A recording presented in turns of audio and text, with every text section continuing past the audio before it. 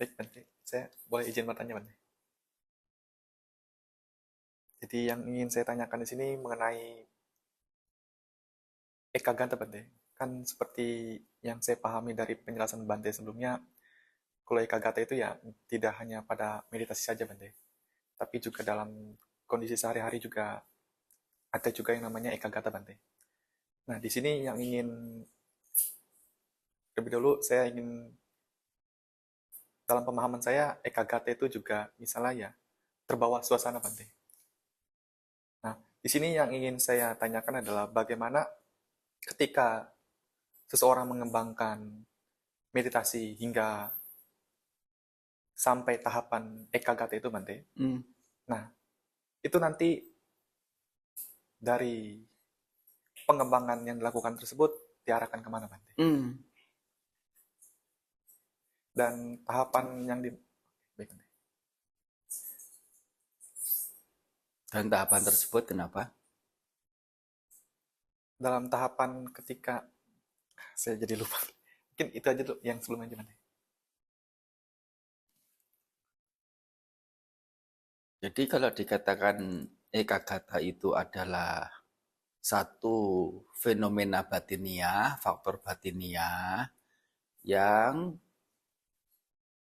tidak hanya dalam bermeditasi kemunculannya, melainkan juga muncul di setiap kemunculan pikiran.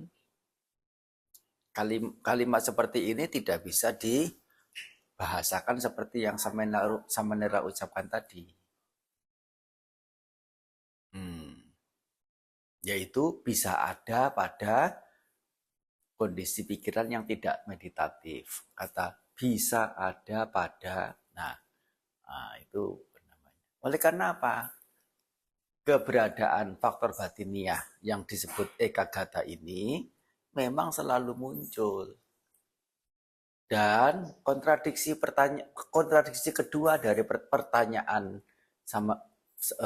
Samanera itu adalah jika ekagata itu memang setiap saatnya muncul ke dalam pikiran, baik dalam keadaan meditatif atau tidak meditatif, bagaimana pengembangan batin bermeditasi itu disebutkan dalam upaya untuk mencapai ekagata. Ekagata sudah ada sebelum diupayakan untuk dicapai. Betul enggak? Iya, betul. Nah, itu tadi yang saya Itu ragu, Bante. sudah kontradiktif itu gitu.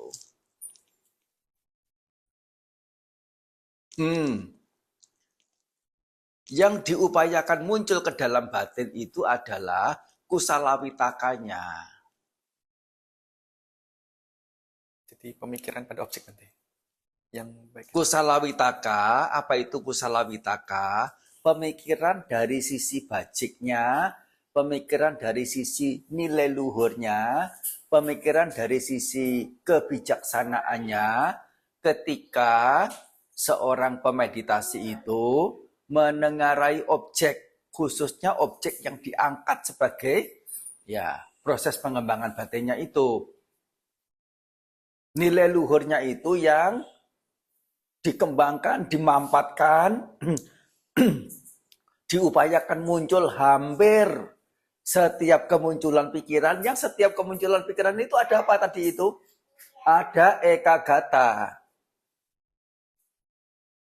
Keberadaan ekagata yang mengikat atau menyatukan pikiran dengan objek secara beruntun, secara berkelanjutan, itu yang disebut dengan secara ketetapannya, secara persepakatannya disebut dengan keteguhan atau samadhi. Yang walaupun penjelasan secara filosofisnya samadhi itu tidak lain juga ekagata, tapi itu kan secara penjelasan secara ininya.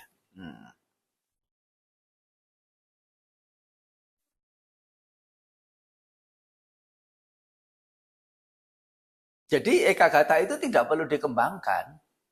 Ekagata sudah muncul ketika orang tidak bermeditasi. Ekagata itu apa? Ketika melihat satu gelas yang berisi teh.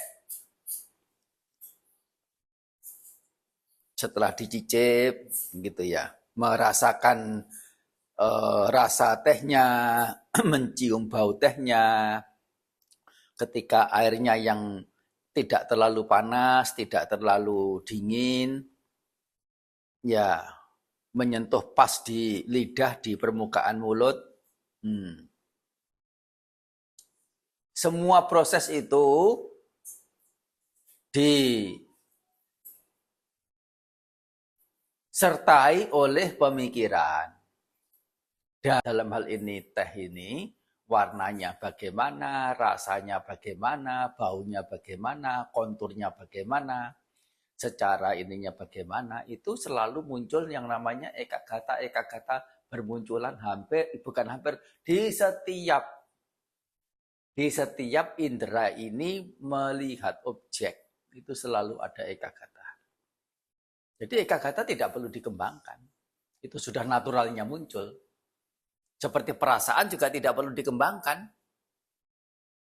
Kita melihat apa, mendengar apa, sudah akan otomatis disertai dengan perasaan. Termasuk perasaan yang kita tidak tengarai sebagai perasaan. Aku lihat dia tapi nggak merasa apa-apa kok. Ya itu bahasa umum. Aku sudah melihat barangnya, tapi aku nggak berasa apa-apa. Memang ada di masyarakat ungkapan seperti itu. Tapi patut diketahui itu adalah bahasa awam. Perasaan selalu akan muncul pada setiap kemunculan pikiran juga. Seperti halnya eka-gata. Terus ini sudah menjelaskan belum? Atau pertanyaan berikutnya? Sudah menjelaskan sih Bante, mengenai eka-gata. Sudah menjelaskan tentang seluk-beluk eka-gata. Iya Bante. Begitu.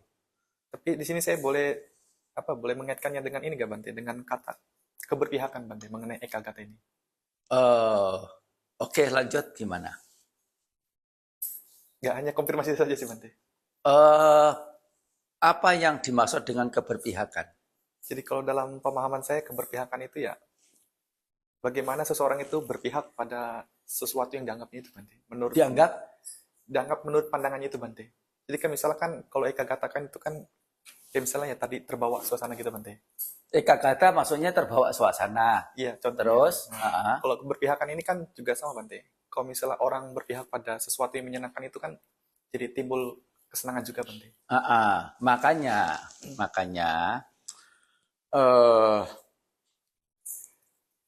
ada yang namanya UPK. Yang artinya itu adalah justru ketidakberpihakan. Nama lain dari eka-gata. Atau nama lain dari bukan nama lainnya, adalah teman sejati atau teman yang seiring dengan UPK, antara UPK dan eka-gata ini. Eka-gata artinya terpusat, tetapi terpusatnya itu kan terpusat secara umum, artinya pikiran terpusat karena dilandasi oleh kesenangan indrawi, kemudian matanya sampai melotot, terbelalak, terpancang di situ, melirik pun tidak mau, takut ini sudah berubah, sudah pindah. Itu juga ada eka-gata, gitu. Nah, disebut sebagai punya keberpihakan atau punya apa tadi itu? Satu lagi istilahnya itu. Yang terbawa suasana Bante. Terbawa suasana. Secara semantik, secara permanaan tidak salah itu, istilah itu. Tetapi itu adalah digunakan untuk keberpihakan itu, terbawa suasana, itu adalah sudah dorongan hal-hal buruk. Kalau yang digunakan sebagai alat dalam pengembangan batin, yaitu ketika batin melihat objek meditasi, kemudian menyertakan nilai luhur dari sisi cinta kasihnya, dari sisi tidak indahnya, terus mencecar objek dari sisi ketidakindahan, bisa disebut bahwa pikiran berpihak, punya keberpihakan pada sisi ketidakindahan. Bisa dikatakan pikiran terobsesi oleh ketidakindahan. Dan terus berada dalam ketidakindahan dalam melihat objek itu. Tetapi keberadaan seperti ini, mengetahui objek sebagai hal yang, atau dari sisi ketidakindahan ini, tidak pergi ke kanan, tidak pergi ke kiri, tidak lari dari objek selain, tidak lari ke objek yang lain selain objek itu dengan sisi ketidakindahan. Ini juga bisa dimengerti sebagai keberadaan tidak berpihak. Artinya apa? Tidak lari ke sana kemari. Selalu berada di objek itu. Dan dalam hal ini, ketika muncul nilai luhur, berupa ketidakindahan, berupa cinta kasih misalnya. Kalau cinta kasih belum dapat. Ketidakindahan. Yaitu ini sudah masuk ke jana keempat. Berupa keberadaan yang memunculkan kesenangan ragawi juga tidak, memunculkan kebahagiaan juga tidak, memunculkan kebencian, iritasi juga tidak. Kalau sampai muncul kesenangan, itu kemudian ada keberpihakan enggak? Melihat sesuatu, muncul kemudian kesenangan, ini muncul keberpihakan enggak? Muncul.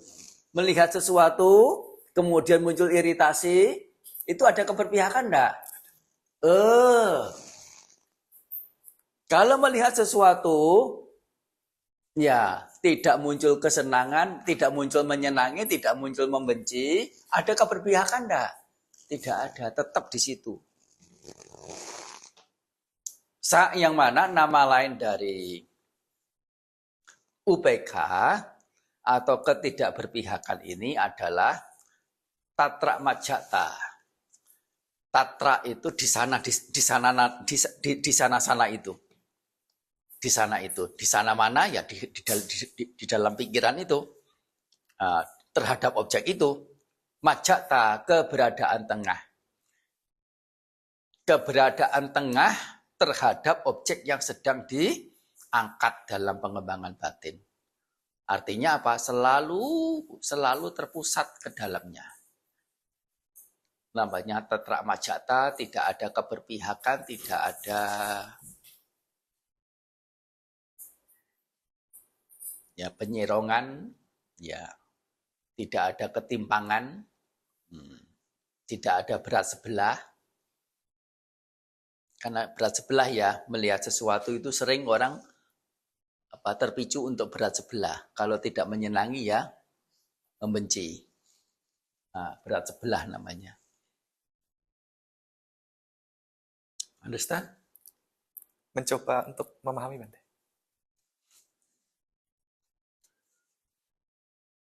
Anumodana semuanya. Ya, mendengar dhamma selain berbuat bajik berupa berdana makanan, berdana materi. Berdana materi mengenyangkan tubuh. Mendengar dharma mengenyangkan batin. Membuat batin puas, lega, tercerahkan. Itu juga makanan juga, namanya ahara. Makanan. Jasmani perlu diasupi dengan makanan, batin pun perlu diasupi dengan makanan. Anumodana ya. Sapitiyo vivacantu